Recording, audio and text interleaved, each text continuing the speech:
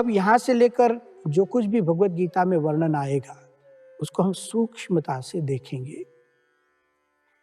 एक ढंग से कहिए, हम अर्जुन की केस स्टडी करेंगे।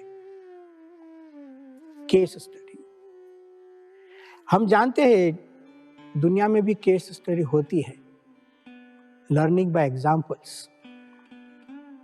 आप देखेंगे तो मेडिकल लाइन में डॉक्टर्स लोग केस कुछ बन जाता है तो उसकी स्टडी करते हैं, ठीक ढंग से उसको देखते हैं, इतिहास का विचार करते हैं, क्या कुछ हुआ, कैसे हुआ, सोचते हैं, उसको केस स्टडी करते हैं।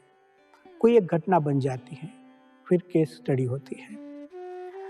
आप देखेंगे तो बिजनेस लाइन में भी केस स्टडी होती है। कोई कंपनी आगे बढ़ती है, किसी को घाटा होता है, लोग उन पर विचार करते हैं, आत्ममंथन करते हैं, किस ढंग से हुआ, क्यों हुआ, इस पर चर्चा करते हैं, विमर्श करते हैं, उसको केस स्टडी कहते हैं। खेल जगत में भी होता है, कोई जीतता है, कोई हारता है, और जीत और हार के पीछे क्या है उसको समझने के लिए और आगे बढ़ने के लिए केस स्टडी एक सिस्टम है, लर्निंग बाय एग्जाम्पल्स। अर्जुन की हम यहाँ केस स्टडी करेंगे, पूरी घटना को हम गौर से देखेंगे, सूक्ष्मता से देखेंगे। केवल देखेंगे नहीं, उसका विचार करेंगे। केवल विचार ही नहीं, उसका जीवन के साथ किस ढंग से मेल होता है और उसका हम किस ढंग से उपयोग कर सकते हैं, उसमें से हम क्या सीख सकते हैं, इस बारे में हम सब सूक्ष्मता से देखेंगे। हमारे गुरुदेव परम पूज्य प्रमुख स्वामी जी महाराज कहते थे कि हमारे जो शास्त्र है इतने अद्भुत है कि कोई व्यक्ति श्रीमद् भगवद गीता, श्री रामायण, श्रीमद् भागवत महापुराण, स्वामीनारायण भगवान के वचनामृत इत्यादि शास्त्रों से सबसे पहले ठीक ढंग से पढ़ता है।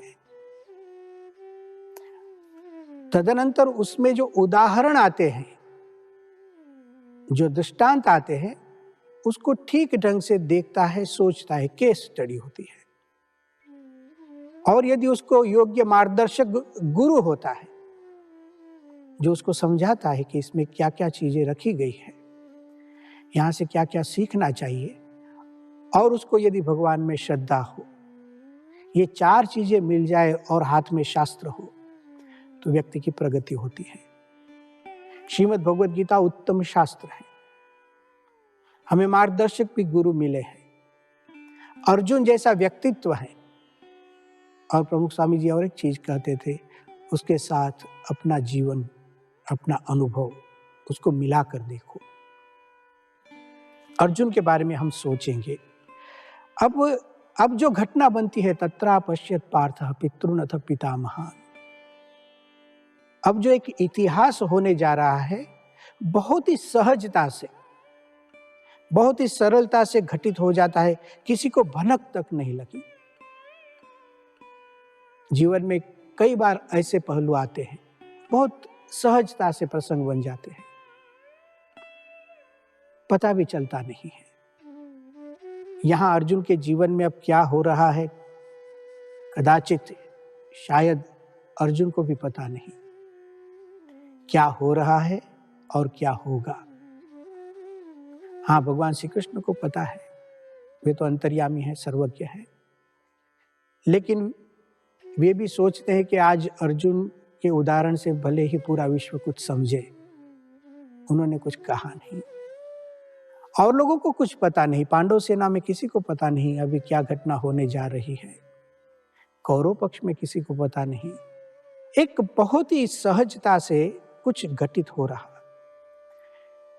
दूसरी एक बात देखिए, अब जो घटना होगी उसका हम विवरण तो बहुत करेंगे, और विवरण करने में समय भी लगता है, एक एक पहलुओं को उजागर करते हैं, इसलिए समय लगता है।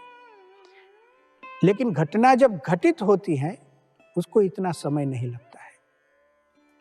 अर्जुन ने अभी धनुष उठाया है और तुरंत ही दो सेनाओं के बीच में रथ को घुमाने को कहता है।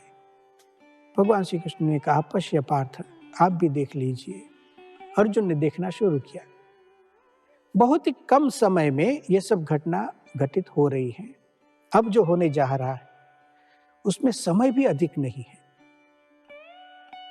दूसरी एक बात, अब जो घटना घट रही है वह सामान्य व्यक्ति की नहीं है। अभी मैंने कहा ये एक केस स्टडी है।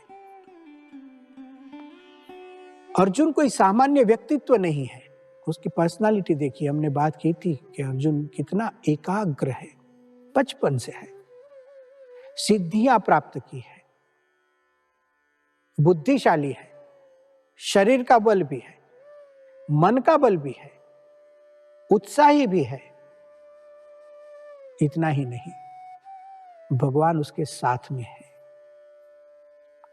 ऐसा एक अर्जुन जिसके रथ में पार्थ सारथी भगवान श्री कृष्ण बैठे हैं और इतनी शीघ्रता से एक घटना घटित हो जाती है। जैसे हमारे जीवन में कुछ पल ऐसे आते हैं, शीघ्रता से घटना घटित होती है, ऐसा कुछ यहां हुआ। अब जो कुछ भी घटित हुआ उसके उत्तरदायी तो अर्जुन स्वयं ही थे।